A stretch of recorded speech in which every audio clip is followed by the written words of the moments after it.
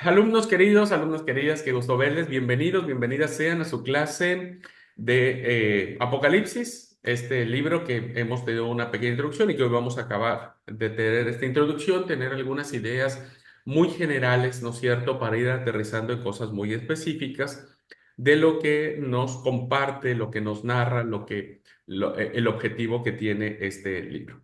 De manera muy rápida, quiero pedirle a alguien, no sé si mi hermana Esther, Amanda, Mario, Nati, quieren hacer un breve resumen de lo que pudieron aprender ayer, sin consultar sus notas, sin consultar su libreta, algo que les haya quedado de lo que vimos ayer como aspecto introductorio del libro de Apocalipsis. Rápidamente, hermanos, acuérdense, empezamos a dar la clase, así que no tengo mucho tiempo. Y con la sagacidad con la que ustedes se mueven, empezamos. Hermana Esther, luego Mario. A mí me quedó lo que usted dijo de que podemos leer el Apocalipsis en la parte que vimos ayer, que fue el capítulo, no sé si está en el 4 o al principio, leerlo sin tener tanto interés en saber qué son las simbologías. O sea, eso de los ojos, de las alas y todo eso.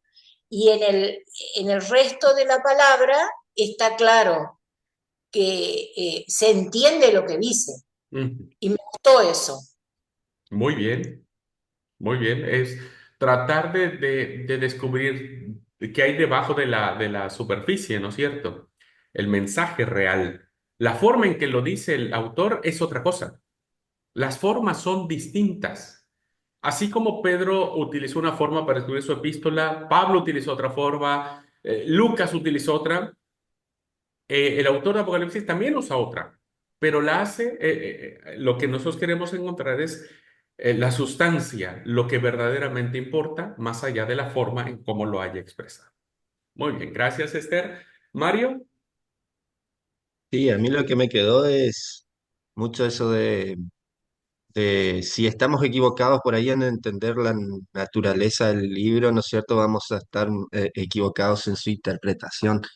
Y también el tema de saber que para quienes fue escrito, ¿no? Lo entendían mejor que nosotros por ahí, porque era una literatura que ellos manejaban, era cotidiana para ellos y, y para ellos entender por ahí la simbología que nosotros a veces vemos en el libro, ¿no?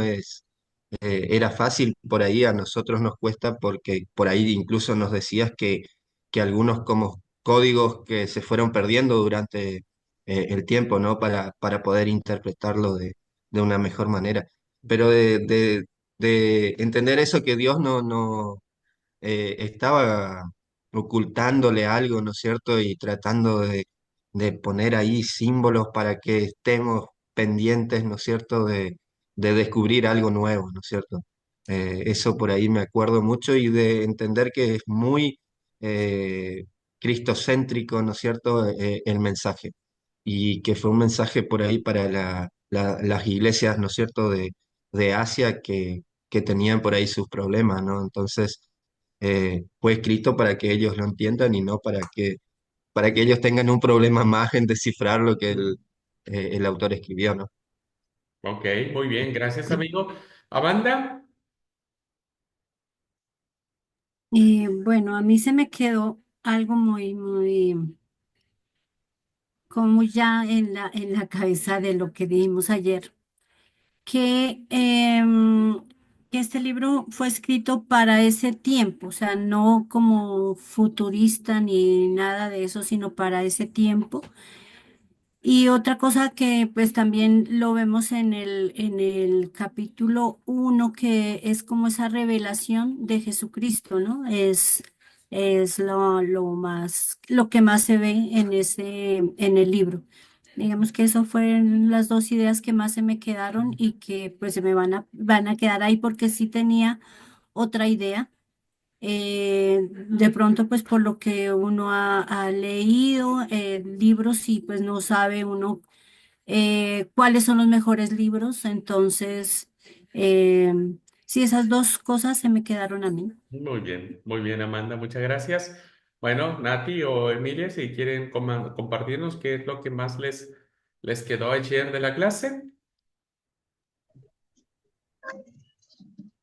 Sí, Nati. Bueno, a mí me quedó que no es un libro profético, que no está profetizando nada y que, bueno, que lo profético no es algo futuro tampoco, sino que es algo próximo.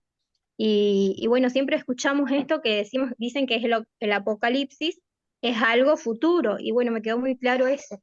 Ujú. Muy bien, gracias, Nati. No es de una interpretación profética de que hable acerca de qué va a suceder el 6 de noviembre del 2024, cuando fue un escrito que se elaboró hace 2000 y tantos años, ¿no?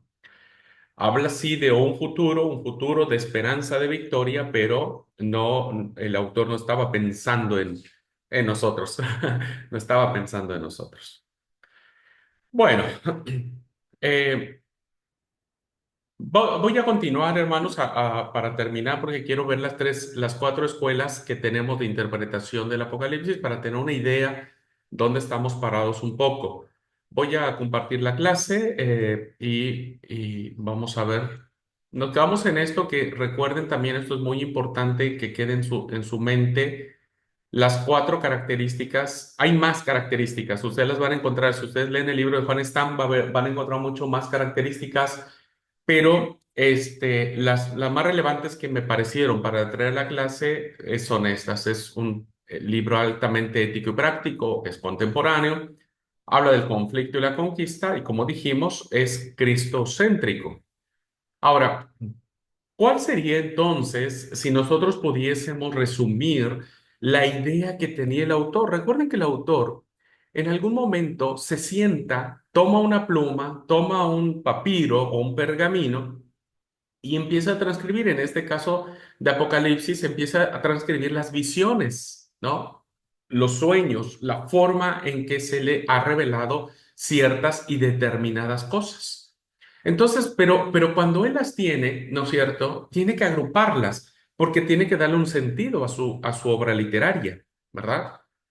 Tiene que darle un sentido. Entonces, pasa como si yo le dijera, hermanos, escriban un artículo sobre X tema. Ustedes tienen que pensar cuál sería la idea principal que tendrían que establecer. Bueno, lo mismo pasa en el tema del Apocalipsis.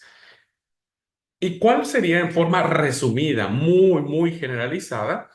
Cuando hablamos de conflicto y conquista, tiene que ver con esto, ¿no? Tiene que ver con una victoria. Una victoria que está descrita principalmente en la revelación de Jesucristo. Es decir, Cristo triunfa, siempre ha triunfado. Si triunfó según la teología paulina, fíjense, si la teología paulina nos dijo que Cristo triunfó sobre la muerte y expuso a las potestades y a las huestes y las hizo desfilar en el pabellón de la vergüenza, ¿no? La teología del libro de Apocalipsis también nos va a hablar de una victoria total y definitiva. Una victoria que Cristo no comparte por sí mismo, no es per se, ¿no? No es una victoria individualista, es una victoria que Cristo la vive, la desarrolla, la lleva a cabo a través de su iglesia. Y entonces la iglesia, por eso es fundamental. La iglesia, queridos hermanos, en signo de apocalíptica, es el vehículo de la victoria final. Ah, No son las potencias, no es la bestia, no es el dragón, que en este caso vendría a ser la parte oscura, diríamos, ¿no? El dragón, sus ayudantes, porque vemos que al final del libro de Apocalipsis, todos ellos son destruidos, la muerte es destruida, ¿no? La serpiente antigua es destruida. Hay una victoria final. Entonces, si este libro se escribió en líneas de persecución, hermanos, al final es como cuando uno va a la guerra, ¿verdad? Y uno ve morir a su compañero y ese compañero que murió en batalla no ve que se conquistó finalmente, se ganó la guerra. Pero al final, en línea de Apocalipsis, sabemos que al final, cuando resucitemos, sabremos que la guerra finalmente se ganó. Bueno, eso es lo maravilloso de mí. Entonces es un tema central, un tema de victoria de Cristo a través de su iglesia sobre las fuerzas del mal, aquello que ha causado, aquello que entró, según la teología del Génesis, por un acto de desobediencia y que nosotros hemos venido acarreando sus consecuencias, ¿no? La muerte es una de ellas, el dolor, el quebranto, la violencia, la decisión de hombres y mujeres de dejarse seducir por el enemigo para traer caos, para traer maldad. Ellos serán destruidos. Así que si ustedes ven, por ejemplo, el tema de victoria que encontramos aquí, vean cómo lo refleja claramente el autor en el capítulo 17, versículo 14, que dice lo siguiente: conflicto y conquista, ¿se acuerdan? Dice, pelearán contra el Cordero. Esto ha sucedido desde siempre, ¿no? Tan es así que el Cordero, todos sabemos, es un símbolo. ¿Por qué no decir Jesús? Ya les voy a explicar. ¿Por qué tiene que ser en esta forma? Ya les voy a explicar.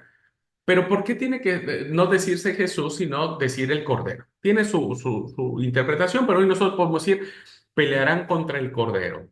Esta pelea, queridos hermanos, inició desde la vida pública de Jesús, cuando tuvo oposición por los fariseos, por los publicanos que lo llevaron hasta la muerte. Pero dice el texto, ¿no?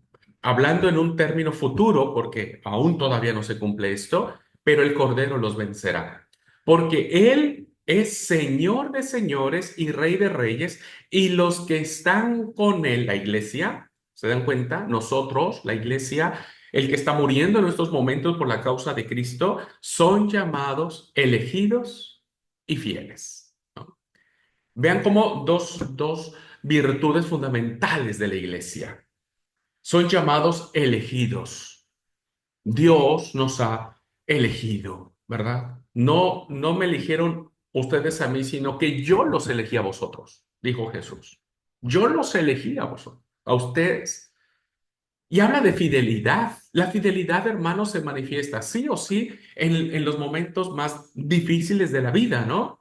Una persona se muestra su lealtad, su fidelidad, si se mantiene firme ante aquello que considera que debe mantener su posición a una costa de su vida. Entonces hay un tema de victoria.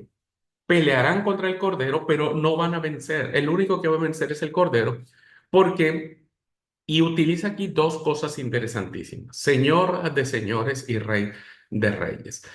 ¿Qué había en la época en que escribe Pablo esto? Pues esto, los señores, ¿no? Principalmente había muchos señores latifundistas que tenían mucho dinero, mucho peso, mucha influencia, ¿no? Que aportaban mucho capital a veces a los reyes, a los emperadores, a los monarcas para sostener sus proyectos. Entonces tenían cierto poder, ¿no? Y los reyes, pues evidentemente también eran personas ya ligados a la política. Vean cómo aquí vemos temas de plata y de poder político, porque los reyes eran políticos y tenían cierto poder. Sin embargo, Jesús dice, o el autor dice que Jesús es el Señor, es el dueño de toda la tierra. Dice el Salmo, ¿no? 24, de Jehová es la tierra y su plenitud, el mundo y todos los que en él habitan. Él es Señor, ¿verdad? Él es Señor. Y además es Rey, el Rey soberano. No hay otro como él. Tan es así que el libro de Apocalipsis dirá que cuando venga el tiempo, perdón, la teología paulina nos dirá que cuando venga el tiempo, el Padre dará a su Hijo un momento para que sus enemigos sean puestos debajo de sus pies, y entonces después el Hijo entregará el poder hacia el Padre. Hay toda, hermanos, una interpretación de victoria. Fíjense que la palabra trono, como lo advertí el día de ayer en la clase, aparece 40 veces. Evidentemente, insisto, para nosotros la palabra trono es muy alejada. Lo sabemos por libros de historia, por la televisión, no sé, por internet, qué sé yo. Pero en nuestros contextos actuales, no es que, bueno, ahora vengo, voy a saludar al rey aquí de Argentina o de Colombia o no sé de dónde. No, no tenemos esto, ¿verdad? Lo que más se nos acerca a un trono es la silla presidencial, que es lo que más se nos acerca como un sentido de autoridad, ¿no? Entonces, vean cómo la palabra trono, referida a Cristo como su rey, aparece 40 veces. Por lo tanto, la idea, la cosmovisión de que Jesús es el rey y que está sentado en su trono, pues es una idea muy, muy propia de la apocalíptica, porque nadie tiene que finalmente tener miedo ante esto. Vimos el tema cristocéntrico, que es el Cordero de Dios. Va a utilizar el símbolo del Cordero. Este es un símbolo muy propio del Antiguo Testamento, porque recuerden que los sacrificios que se ofrecían a Yahvé tenían que ser de animales limpios, de animales puros, de animales sin defecto.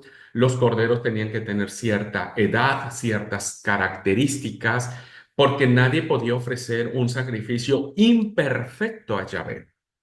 Y entonces el autor utiliza esta realidad histórica de ver a los sacrificios del Antiguo Testamento como lo más perfecto que se ofrecía, y por lo tanto le da esta denominación a Jesús y le dirá el Cordero de Dios. Esta expresión tampoco no es nada nueva en la apocalíptica, porque ustedes la encontrarán esta expresión en el Evangelio de Juan, cuando tiene Jesús el encuentro con Natanael. ¿Recuerdan? Que dice, he aquí el Cordero de Dios, ¿verdad? He aquí el Cordero de Dios. Evidentemente, esta expresión, Juan se escribe también para el año 90-100, y Apocalipsis también está en esas fechas.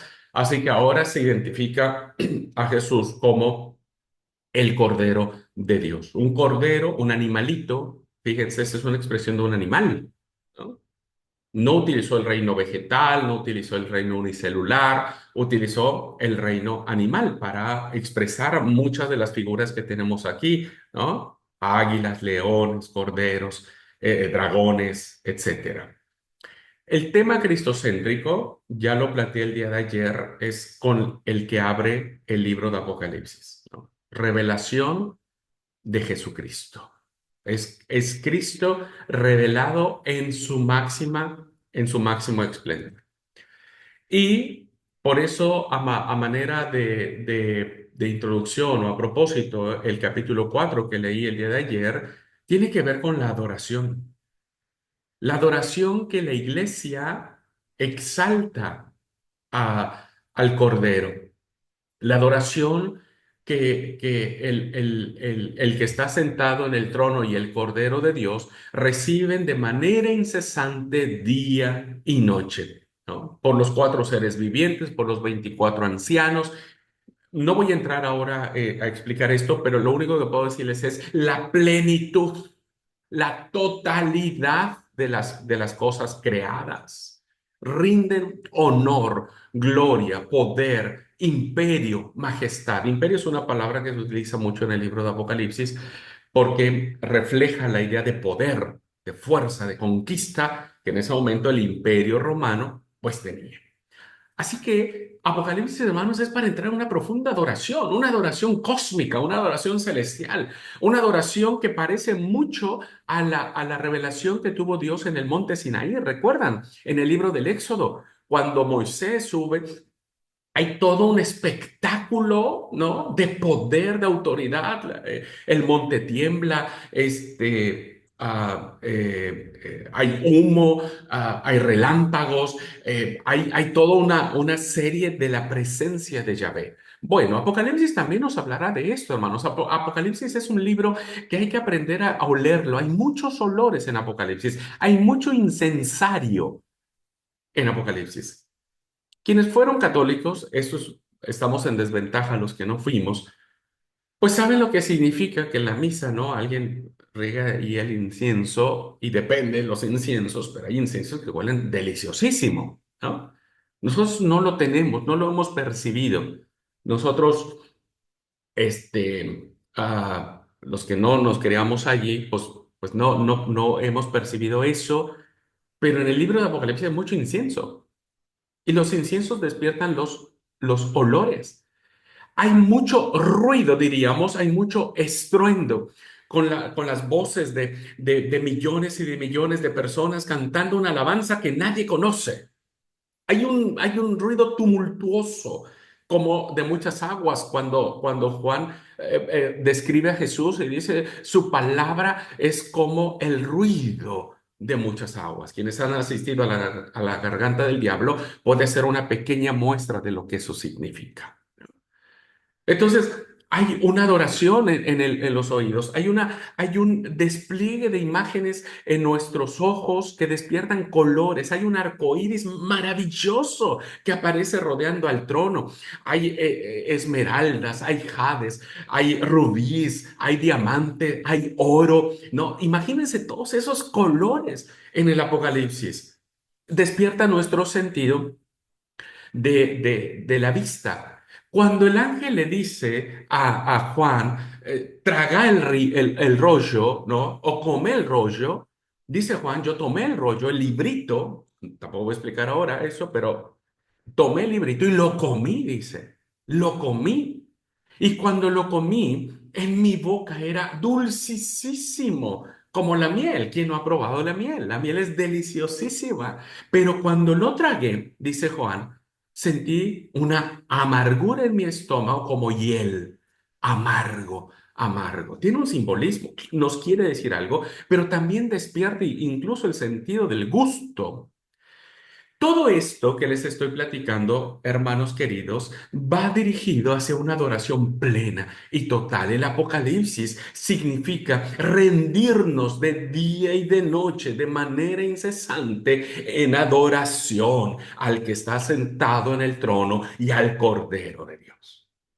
Y esto, hermano, no tiene nada de temor, nada de miedo, nada de espanto. Imagínense los que estaban dando su vida en ese momento. Imaginarse todo eso que ellos están, el autor está describiendo. La gente decía, voy a morir por la causa de Cristo, porque todo esto es hermoso, vale la pena, es maravilloso.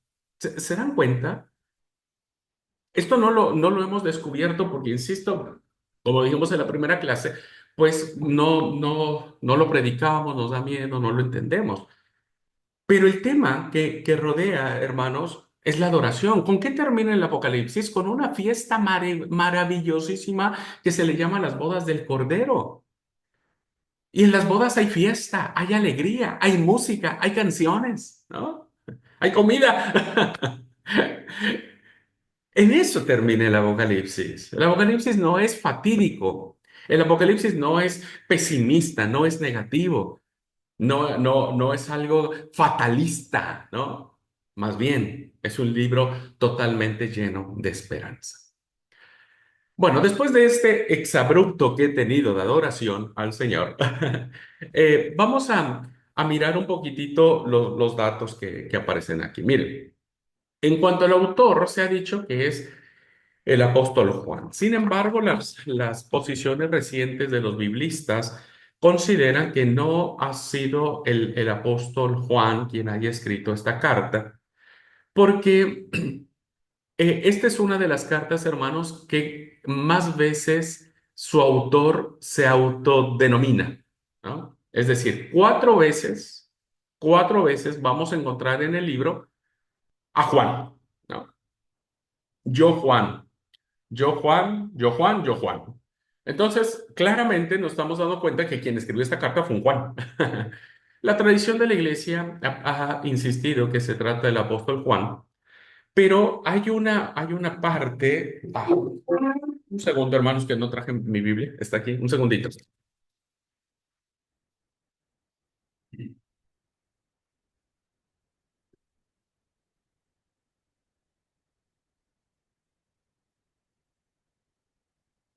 Hay un pasaje, o el texto en Apocalipsis, déjenme ver si lo encuentro rapidísimamente. Ah,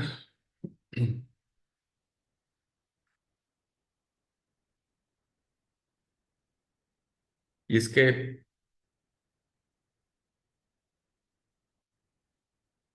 Mm,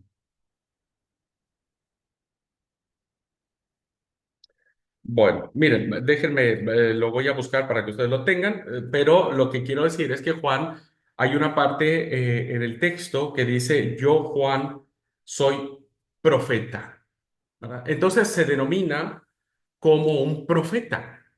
Evidentemente, los discípulos del Señor nunca se les consideraron como profetas, eran simplemente apóstoles. Pero aquí vemos que el que escribe este libro, ya les voy a dar la cita, se considera a sí mismo un profeta de Dios. Por lo tanto, nos hace pensar que el autor que ha escrito este pasaje no es un apóstol, ¿verdad? Pero sí sabemos que es un Juan. La fecha, hermanos, vendría a darse entre el 90-95 después de Cristo. Y según el versículo 10 dice, y yo estaba en el Espíritu, eh, yo estaba en el Espíritu en el día del Señor y oí detrás de mí una gran voz como de trompeta. Bueno, hay mucho debate al respecto aquí, ¿verdad? Muchos consideran que la expresión Día del Señor ya se refiere al domingo, pero nosotros seguimos considerando que el Día del Señor es una expresión que se alude al día de descanso. Esta expresión ha sido usada por los hermanos nuestros que guardan el domingo y que nos acusan a nosotros de seguir siendo judaicos. Pero hay eruditos que sostienen que cuando habla esta expresión, el día del Señor, pudo haber referidos el autor al día sábado. Y ¿cómo se llama? Una justificación para esto es que el autor, si fuera el apóstol Juan, bueno, el apóstol Juan era judío y como buen judío observó y siempre y entendieron los judíos la observancia del Día de Ramos. Ahora, si no fue el apóstol Juan y fue otro Juan, pues este Juan del cual nosotros pensamos fue un profeta. Y los profetas venían de una línea judaica, nunca un profeta de línea griega o de línea helénica, diríamos, ¿no? Sino venía de una línea judaica. Entonces, es altamente probable que Juan pudiera escribir en el día sábado que nosotros le llamamos el día del Señor. Pero hay un gran debate sobre qué es lo que significa este día. Incluso hay otras teorías, no las voy a traer ahora a la clase para no complicar, que tienen que ver con el día de salvación de Yahvé, predicho por el profeta Joel. Pero es eso. A ver, creo que alguien encontró la cita. Dice Mario 22:8. Vamos a mirar.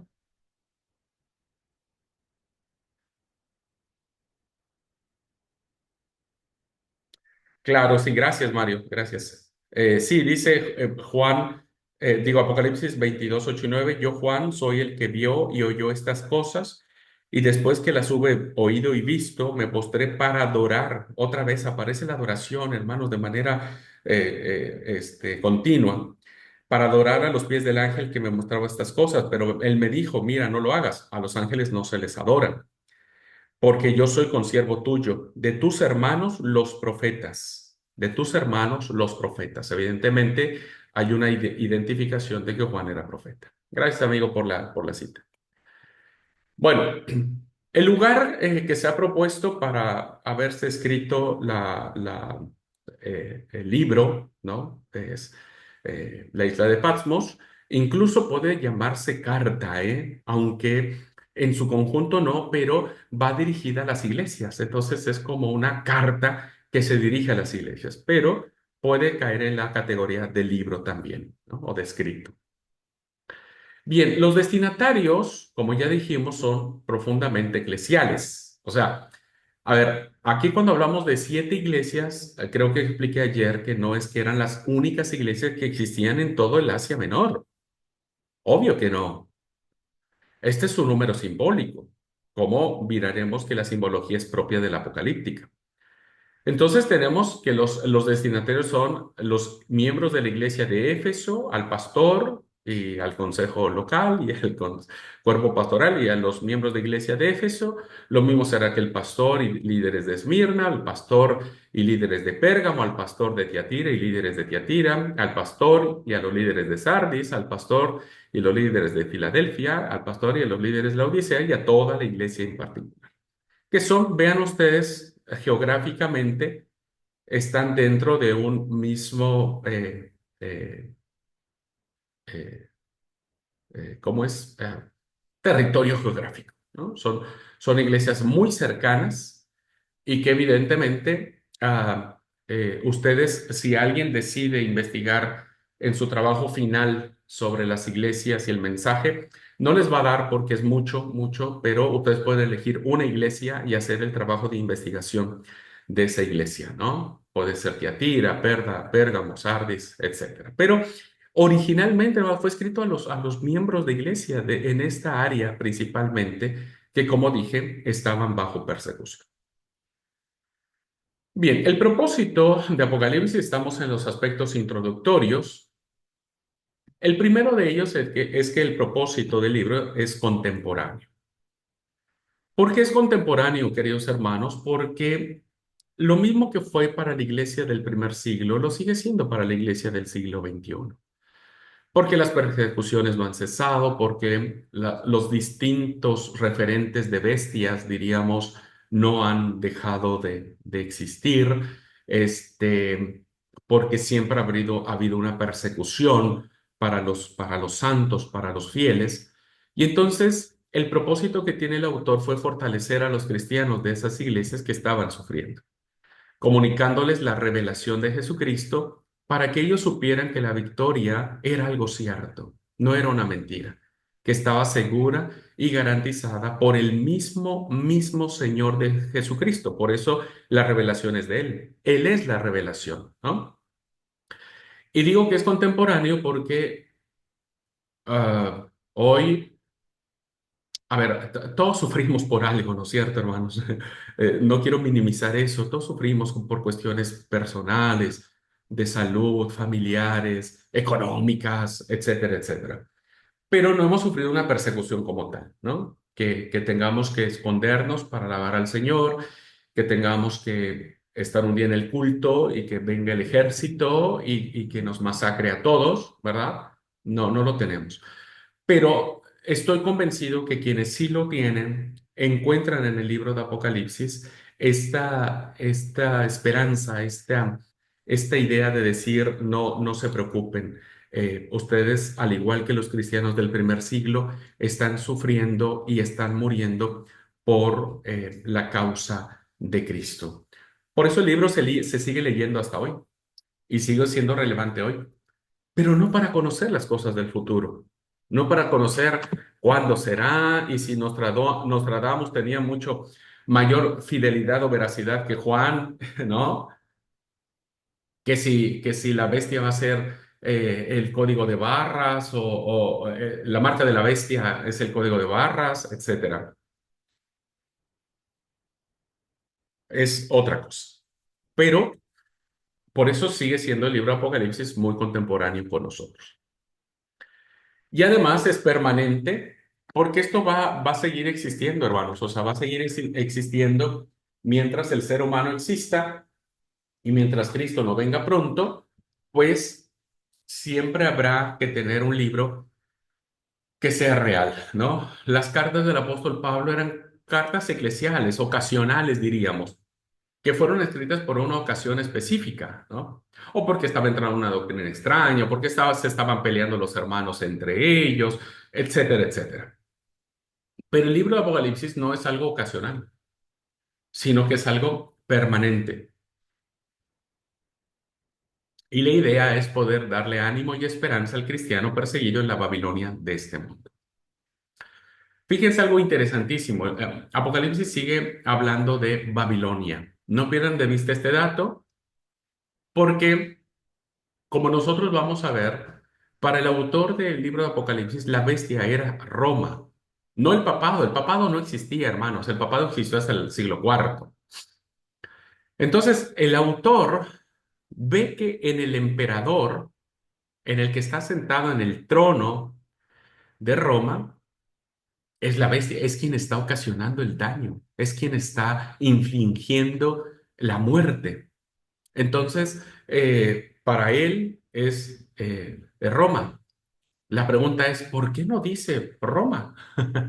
Y dice Babilonia, ¿no? Nunca vamos a encontrar la palabra Roma. Ahora, si uno se pone a pensar, hermanos, lo voy a dejar ahí, para que ustedes reflexionen, ya después lo voy a explicar en otra clase. ¿Por qué no pone Roma si el autor sabe que la bestia que él está describiendo es el Imperio Romano?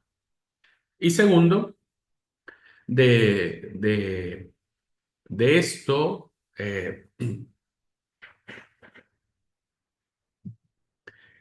Babilonia hace siglos que dejó de existir. Los babilonios fueron los que llevaron cautivos a los israelitas, pero después fueron derrotados por los persas. Y los persas después fueron derrotados por los griegos. Y los griegos después fueron derrotados por los romanos.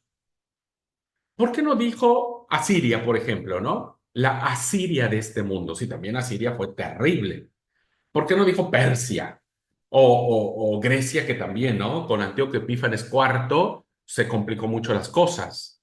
Dice Babilonia. Bueno, lo voy a dejar allí para que ustedes vayan reflexionando por qué el autor no utiliza la palabra y utiliza otra, que son los símbolos, que es lo que a veces a nosotros nos complica. Así que el propósito de la Apocalipsis son dos, es contemporáneo y es permanente. Si alguno de ustedes, hermanos, se siente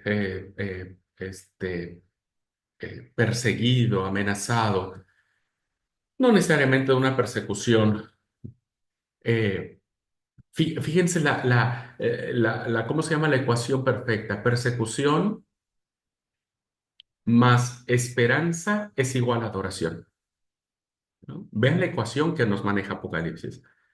Persecución, sufrimiento, muerte, desolación, martirio, más la esperanza que nos da Jesucristo de que Él va a triunfar, de que al final de todas las cosas, no sabemos cuándo, va a triunfar. ¿Cuál es el resultado? Que nosotros caemos en adoración a Él. No hay dudas, no hay preguntas, no hay de por qué a mí, por qué me pasó a mí, por qué no a otros, por qué siempre yo. No hay esas cosas en el Apocalipsis. Hay personas que adoran, hay ángeles que alaban, hay la plenitud, ¿no? Manifestada en los cuatro seres vivientes, en los 24 ancianos que arrojan sus coronas delante del trono. Hay adoración. Bueno.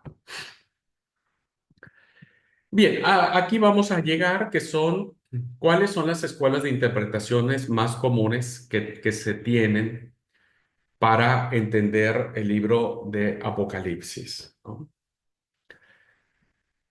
Eh, el cumplimiento de la profecía, diríamos, es decir, de aquellas cosas que el autor está diciendo, pero que entendemos, nosotros al menos lo entendemos, que no es futurista, se divide en cuatro escuelas, ¿no? La primera escuela es la escuela preterista. Ujú. Ahora voy a explicar cuál es. Fíjense, la escuela preterista empieza aquí donde está la cruz, es la muerte de nuestro Señor Jesucristo. La línea esta es la línea de la historia. Y al final, una estrella donde dice, este es como que el cumplimiento final, ¿no? La victoria de Jesucristo. Bueno, la preterista, vean que empieza solo una parte de la línea de la historia, ¿ok? Que es al final del Imperio Romano.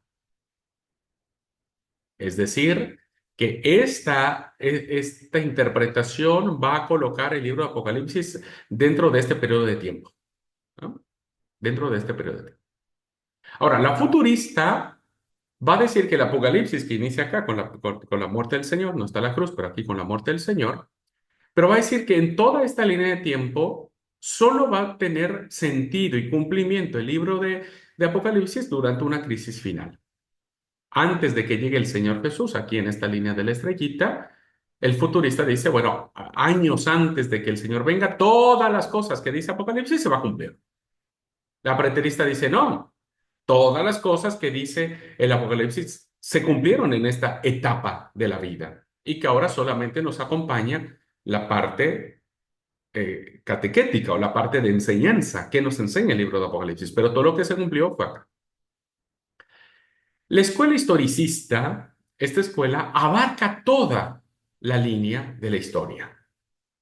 Y entonces, para esta escuela dice que el cumplimiento de Apocalipsis se va cumpliendo conforme pasan las generaciones, ¿no? O sea, no hay solo una etapa antes o una etapa después, sino que es de manera permanente. Todos los años se cumple Apocalipsis. Voy a decirlo así en ese sentido, ¿no? Todos los siglos que han pasado se cumple el libro de Apocalipsis. Eso habla la escuela historicista. La escuela idealista dice que lo que nos plantea el libro de Apocalipsis puede leerse a la luz de los primeros siglos, pero también puede entenderse a la luz del siguiente siglo, el siguiente siglo décimo, siglo XV, siglo XVIII, siglo XXI, ¿verdad? Es decir, que en cada etapa de la historia ha habido estas interpretaciones del Apocalipsis. Y la prueba clara de eso es los personajes que han sido candidatos para bestias. Entonces, durante un tiempo diríamos que la gente interpretaba que la bestia, como dije, era el papado. Incluso, fíjense que yo crecí en la iglesia donde nos enseñaron a leer en la tiara papal. El papa ve que usa como un gorro que se llama tiara papal. Y hay una frase que está en la tiara que... Ah, la tenía yo en la cabeza. Filus Dei, pero antes de Filus Dei tiene otra palabra. Bueno, y que cuando uno, fíjense, era interesantísimo o curiosísimo, los pastores de la iglesia donde yo concurría, decían, bueno, si nosotros, porque estas letras son letras en números romanos, entonces supuestamente se sumaban todas esas letras que tenían un símbolo de número, porque eran números romanos, y al final estaba el 666. Entonces decían, bueno, ¿vieron? Esta es la bestia. Pero después, como dije, en la escuela idealista dicen, bueno, eso como que ya pasó de moda y ahora ya no se enseña mucho eso en nuestras congregaciones porque hemos entendido que hoy hay otros candidatos mejores para esto. La Iglesia Católica no deja de tener poder en todos los sentidos, eso nos queda re clarito. No deja de tener poder y no deja de tener influencia. Pero a la par de la Iglesia Católica se levantan otros sistemas de gobierno terribles, ¿no? Terribles, autoritarios, violentos, económicamente, políticamente, ideológicamente y religiosamente. Entonces, eso nos lo dice la escuela idealista. Bueno, vamos a ver a cada una de ellas. Por ejemplo, miren, vamos a tomar el ejemplo de Apocalipsis 13 del 1 al 8. Vamos a abrir la Biblia. Y vamos a ver cómo lo interpretaría cada una de estas escuelas. Apocalipsis 13, del 1 al 8. Por favor, hermanos, si alguien quiere leer esta porción.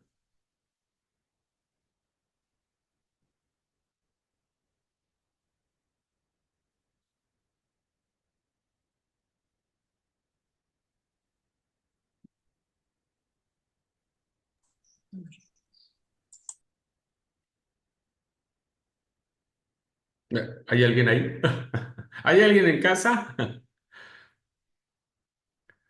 Bueno, si no, entonces leo yo, no se preocupen. Apocalipsis 13, del 1 al 8 dice, me paré sobre la arena del mar y vi subir del mar una bestia que tenía 7 cabezas y 10 cuernos, y en sus cuernos 10 diademas, y sobre sus cabezas un nombre blasfemo. Y la bestia que vi era semejante a un leopardo, y sus pies como de oso, y su boca como boca de león. Y el dragón le dio su poder y su trono y grande autoridad. Y vi una de sus cabezas como herida de muerte, pero su herida mortal fue sanada, y se maravilló toda la tierra en pos de la bestia.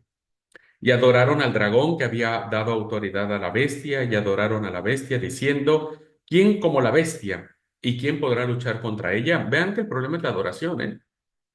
La adoración al verdadero Dios y la adoración que se le da a la bestia. Versículo 5. También se le dio boca que hablaba grandes cosas y blasfemias, y se le dio autoridad para actuar 42 meses. Y abrió su boca en blasfemias contra Dios para blasfemar de su nombre, de su tabernáculo y de los que moran en el cielo. Y se le permitió hacer guerra contra los santos y vencerlos.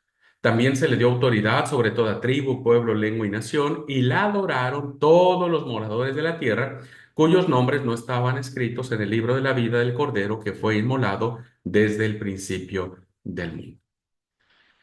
Bueno, sin entrar a interpretar los símbolos que aparecen en esta narrativa, podríamos hacer un ejercicio para saber cómo las escuelas de las distintas líneas nos plantean a nosotros el cumplimiento de esta narrativa. Bien, para los preteristas, recuerden que la escuela preterista dice que el cumplimiento o lo dicho por el libro de Apocalipsis, se cumple dentro de ese periodo, principalmente el periodo romano. La bestia vendría a ser la persecución de los cristianos del siglo I por Domiciano. Ujú. Entonces, ¿quién es esta bestia? Pues el emperador Domiciano, el emperador romano llamado Domiciano. Trae mucho sentido esto, sí, porque seguramente Juan, el autor, conocía perfectamente bien los decretos imperiales y el actuar que en ese momento el emperador tenía. Ujú. Entonces, para los preteristas, el cumplimiento de esta visión ya se cumplió. O sea, estaba hablando específicamente del emperador romano. Para los futuristas, dirán, no, no, esta bestia tiene que ver con un futuro anticristo, el hombre de pecado, que como ustedes recordarán, lo vimos cuando analizamos la segunda carta de Tesalonicenses, capítulo 2, versículos del 3 al 12. Solo voy a leer el versículo este que dice, um,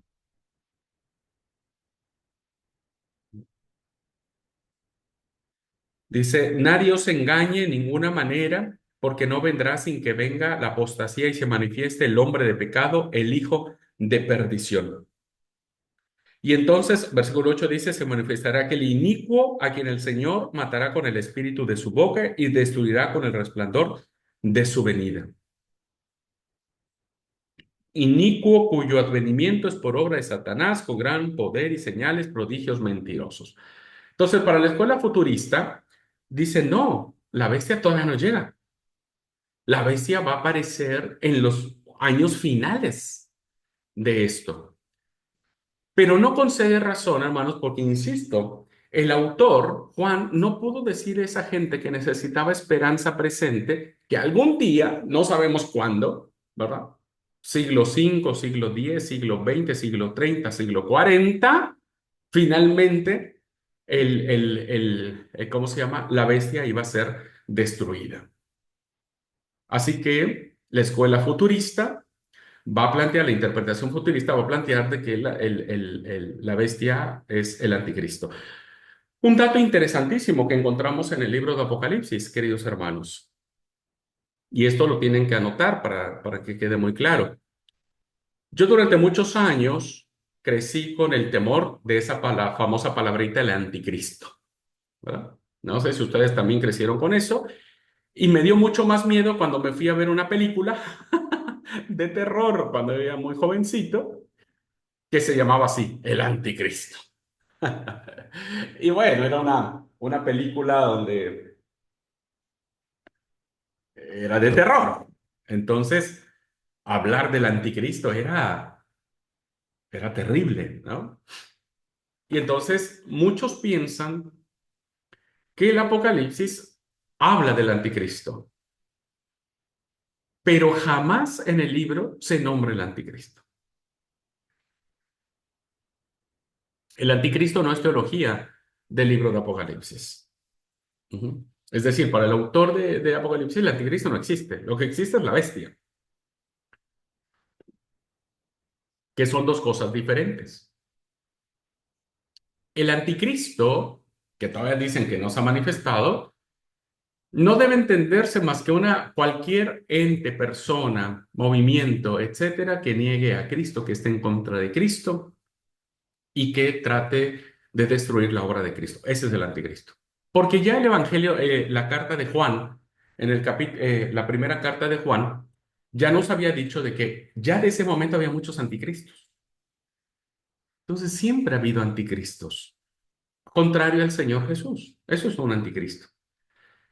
Pero desafortunadamente, por ir a ver una película de esa naturaleza, para mí la palabra anticristo quedó marcadísima como algo terrible, como algo, un ser malévolo, diabólico, etcétera, etcétera. Demoníaco, ¿no? Demoníaco. No, olvídese de eso, nada que ver. Tiene que ver básicamente con alguien que está en contra de la persona, el mensaje de Cristo, ¿no? Lo traigo a colación porque los futuristas hacen esa simbiosis e identifican el anticristo con la bestia. No, hermanos, no hay tal identificación. El Apocalipsis jamás hablará de anticristo, hablará de la bestia, pero no del anticristo. ¿Ok? Bueno, para los historicistas, ¿no? Para los que dicen que se va cumpliendo, pues miran en la reforma del siglo XVI que en ese momento quién era el que estaba haciendo un montón de daño, un montón de bronca y por eso surge la reforma, pues el Papa, ¿no? Entonces, para los reformadores, cuando leen este libro, obvio que identifican al Papa como el anticristo, perdón, perdón, como la bestia, porque en ese momento, ¿quién estaba persiguiendo a los cristianos? A los protestantes, diríamos. Pues el movimiento católico, encabezado por el Papa, que en ese momento ya había tenido mucho poder económico, político, religioso, social, etcétera. Entonces los reformadores ven al Papa como la bestia. Por eso digo que en esta etapa historicista, siempre en toda la línea, viste como que la bestia nos ha ido acompañando con distintos rostros. Sin embargo, eso decimos los historicistas, ¿cómo se llama? Evangélicos. Los historicistas católicos mirarán a Martín Lutero como la bestia, porque según lo dijo, ay Dios santo, no sé si fue Tomás de Aquino, no estoy recordando quién dijo cuando se refiere a, a este a Martín Lutero, le dice un jabalí ha entrado al jardín, ¿no? Un jabalí ha entrado al jardín. Esa era la idea que tenían los teólogos católicos o la parte católica de Martín Lutero, como un jabalí, un chancho, uno de esos roedores grandotes que entra a una huerta, un jardín para destrozar todas las flores. Vean cómo desde distintas ópticas se le da la interpretación de acuerdo a la cosmovisión teológica que cada uno tenga. Bueno, eso lo dirían los historicistas.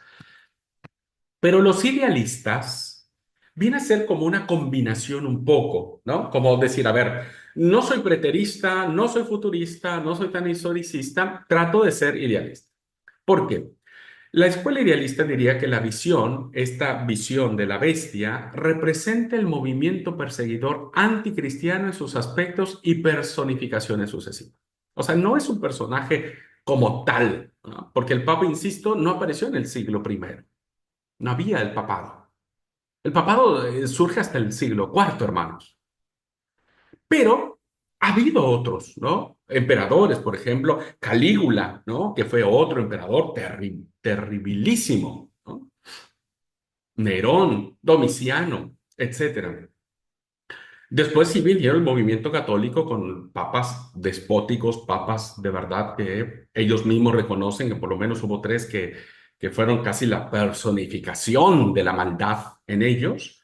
Entonces el idealista dice, lo que está diciéndonos el capítulo 13 es que siempre habrá un movimiento que persiga a los cristianos, con personalidades diferentes.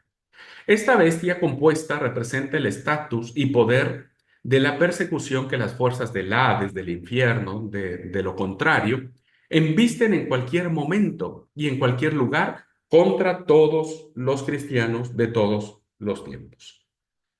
¿Qué es lo que plantea la escuela idealista? Bueno, la escuela idealista plantea que la bestia, si la queremos aplicar hoy en día a nuestros contextos, pues ya no es el emperador Domiciano, porque ya ni siquiera Roma existe como imperio, diríamos. Pues ya no es tampoco el Papa, porque hoy incluso vemos a muchos movimientos protestantes o disque evangélicos que están haciendo aberraciones peores que las que el catolicismo ha emprendido. Hoy encontramos disque supuestos evangelistas que están en movimientos que se asemejarían mucho al movimiento de la bestia, ¿eh? Porque están acumulando mucho poder, mucha plata, mucha autoridad. Y fíjense cómo hoy podría ser incluso de los movimientos actuales que dicen llamarse evangélicos. Yo me atrevería a catalogar a algunos de ellos como la bestia. Por el daño, la mentira, están conduciendo al pueblo a la mentira y están dejando de adorar a Dios y están permitiendo que los adoren a ellos. Eso es la bestia. Esos son los signos de la bestia, ¿no? Entonces, vean cómo la cosmovisión que nosotros tengamos depende de dónde nos paremos, ¿no? ¿Cuál sería un poco la postura que como Iglesia de Dios tenemos sobre la escuela que manejamos? Bueno, institucionalmente tenemos distintos puntos de vista porque hay hermanos que son más futuristas, hay hermanos que son más preteristas, otros más historicistas que le buscan por ahí, pero creo que institucionalmente somos algo así como un idealismo combinado, ¿no? Como un idealismo combinado. Es decir, ya vemos, regreso, el idealismo dijimos que es como un movimiento que persigue, no importa quién, no importa el nombre, si es Domiciano, si es Francisco, si es alguno de estos, ¿no?, pseudos profetas y apóstoles que hoy se pregonan, pero es algo que va a tener fuerza, poder, autoridad, ¿no? Y que va a investir con todas sus fuerzas, con la manipulación, con los cristianos de todos los tiempos. Siglo primero, siglo décimo, siglo XV, siglo XX, siglo XXI, siglo treinta, siglo 50, no lo sé. Ahora, ¿cómo podríamos entender esto dentro de un concepto de un idealismo combinado? Bueno, la posición idealista sostiene que Apocalipsis contiene un mensaje permanente, es decir, para todos los cristianos de todos los tiempos, expresado en principios generales que son útiles para la iglesia no solo del pasado, siglo primero, no solo del presente, siglo XXI, sino del futuro, siglo que 30, siglo 50, no lo sé.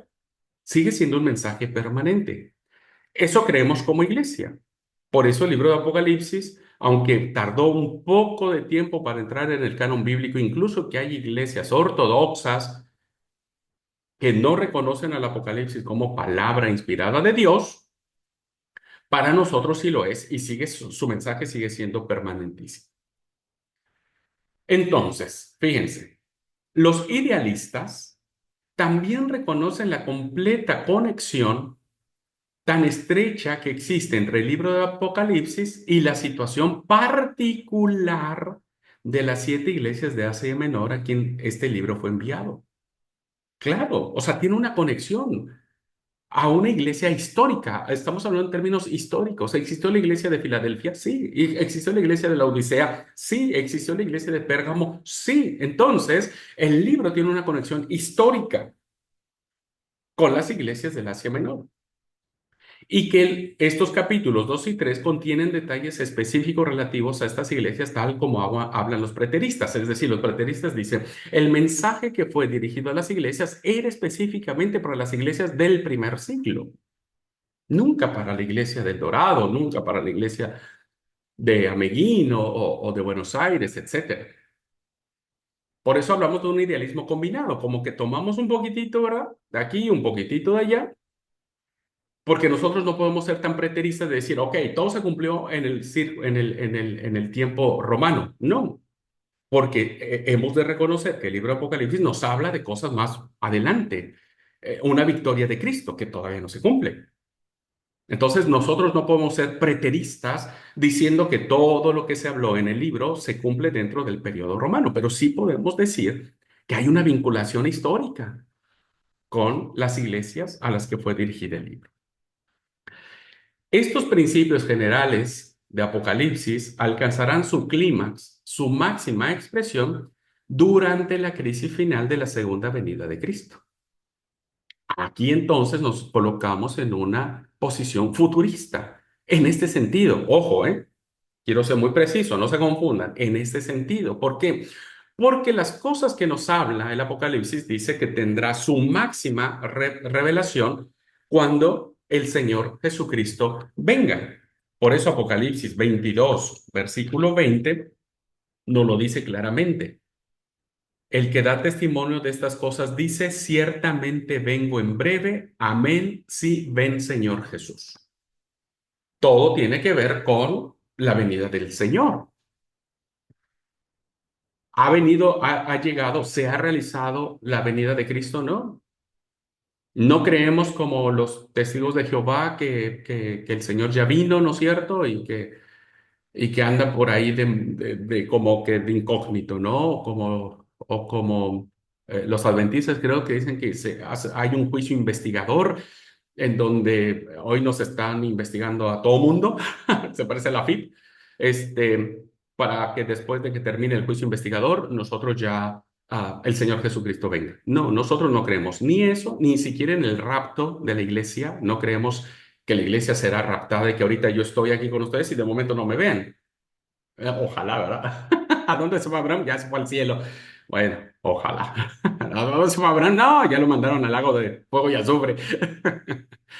Entonces, si nosotros vemos que el libro de Apocalipsis en su esencia apunta al final de la victoria de Cristo en su segunda venida, entonces nos vemos en una escuela futurista. Así que la visión futurista de Apocalipsis tiene su lugar para los eventos que acontecerán en el fin del siglo o el fin de los tiempos. ¿Me explico, hermanos? Pero no podemos decir que todo lo que se escribió en Apocalipsis era para eso. O sea, Juan escribe que en un futuro Cristo va a vencer. Solo que la historia nos ha dicho que Cristo todavía no ha vencido porque no ha venido. La iglesia de Dios cree firmemente que la venida del Señor será visible, audible. No vendrá en secreto, no vendrá a raptar a nadie, no vendrá, Él vendrá y dice, todo ojo le verá, dice Apocalipsis, todo ojo le verá, los que le traspasaron, y vendrá a hacer juicio a las naciones. Entonces, ¿tenemos un poco de preterismo? Sí, porque hay una conexión histórica en ese momento del primer siglo. ¿Tenemos un poco de futurismo? Sí, porque entendemos que al fin, el clímax, el desenlace de la historia es futura. ¿Cuándo? Pues no sabemos, eso sí no sabemos. Y finalmente, hablamos un poco del historicismo, es la escuela un poco más débil de todas, ¿verdad? Ya que definitivamente no existe una cronología histórica, sino que tiene una estructura no consecutiva. O sea, no es decir que las cosas se han ido dando de manera sincrónica, ¿viste? No es de que podamos identificar las etapas de la historia y decir, bueno, en esta etapa de la historia se cumplió el capítulo 2, en esta segunda etapa de la historia se cumplió el capítulo 10 y en esta el 20. No, por eso es que no se toma muy en cuenta la escuela historicista, porque finalmente la historia ha dado giros impresionantísimos, hermanos. Vean ustedes, cuando hay elecciones en países poderosos y dicen, no, tal candidato va a ganar, al rato resulta que gana el que nadie quería que ganara, o el que resultaba más peligroso, dice, ¿no? Bueno, entonces, las cosas han ido cambiando, no hay un patrón, ¿no? No hay un patrón. Pero vean cómo cuando hoy miramos la historia, pues nos asombra los cambios que se han ido dando. Así es que este idealismo combinado parece ser que calza un poco más en nuestra comprensión. Hay que leer el libro Apocalipsis desde el siglo primero, pero entendiendo que la esperanza que revela el libro Apocalipsis es una esperanza futura que estamos esperando con mucha ansia. ¿Ok? En resumen, fuera de la escuela historicista, que ya expliqué que no podríamos confiarnos en ella, las tres escuelas, tanto la preterista, la futurista y la idealista, tienen su mérito. O sea, cada una tendría razón de ser para interpretar. Desde un enfoque idealista es completamente fácil combinar estas escuelas, ya lo vimos, ¿no? Ya vimos que sí puede ser. Los símbolos más importantes de Apocalipsis representan un patrón repetido. Este patrón tiene cumplimiento en situaciones del primer siglo con las 7 iglesias, pero también tiene cumplimiento el día de hoy en una aplicación. Por eso se hace un idealismo combinado. Hoy nosotros somos el futuro de Apocalipsis, sí, obvio, si estamos a casi más de 2000 años de distancia. Claro que para el autor de Apocalipsis, nosotros seríamos el futuro, ¿no? Pero nosotros somos el fin del futuro. No lo sabemos. No lo sabemos. ¿No? Nadie lo sabe. Tal vez faltarían otros, no sé, 10 siglos más para que el Señor venga. ¿Quién dice que no? Nadie imaginó, los primeros cristianos del primer siglo nunca imaginaron que tendrían que pasar más de 2000 años para que todavía estáramos esperando al Señor Jesús. Y miren que ya pasaron más de 2000 años. Así que es interesantísimo ver estas escuelas que nos permiten tener las claves un poco de interpretación al momento de acercarnos al libro de Apocalipsis. ¿Ok? Bien, y es así como terminaría esta clase con estas apreciaciones. Muy bien, hermano, pues alguna pregunta, duda, comentario, algo que no haya quedado claro, que no haya quedado bien, por favor, es muy importante que ustedes puedan distinguir claramente en el caso de las escuelas de interpretación, a qué se dedica cada una de ellas.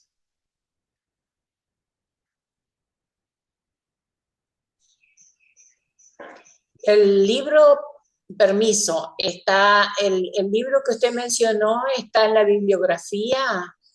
Sí, Esther, yo lo voy a subir recién ahora. Pero va a estar todo lo que yo les decía, creo que antes de la grabación, lo digo ahora para que todos lo sepan, la autoridad máxima que muchos eruditos citan para tener una correcta interpretación del Apocalipsis es el autor recién fallecido, no sé si murió el año pasado o antepasado, don Juan Stam, que ha escrito un comentario sobre el libro de Apocalipsis. Y es un comentario maravilloso. Yo solo he leído el primer tomo y el segundo tomo, después ya no me dio tiempo para leer los demás tomos, pero la verdad es increíble cómo te va ilustrando y te va haciendo muy comprensible la etapa del Apocalipsis. Esta bibliografía que yo les voy a compartir les va a ser muy útil para que ustedes cuando hagan su trabajo final de investigación, echen mano. Y una de las consignas es que sí o sí tienen que tomar a Juan Stam como base de su investigación. Después ya usen otros autores, pero Juan Stam sí o sí deberá ser base en su investigación. Pero eso sí, quería lo subo ahora en el transcurso de la tarde a la plataforma. Gracias, muy interesante. Bueno, gracias. Pues si no hay ninguna pregunta, algún comentario, hermanos, bueno, espero que me dé yo a entender y con mucho gusto, si tienen alguna duda, por un mensajito y demás. No voy a interpretar el Apocalipsis. Ojo, no me pregunten, Abraham, ¿y qué significa esto y qué significa el otro? Tenemos que tener las claves de interpretación antes de llegar a interpretar algo. Y para eso necesitamos un poco de paciencia y continuar con las clases. ¿Ok? Bueno, gente linda, deseo que Dios les bendiga. Ha sido un placer verles. Nos vemos mañana para espiritualidad cristiana a la mañanita. ¿Ok? Muchas bendiciones. Madrugadita.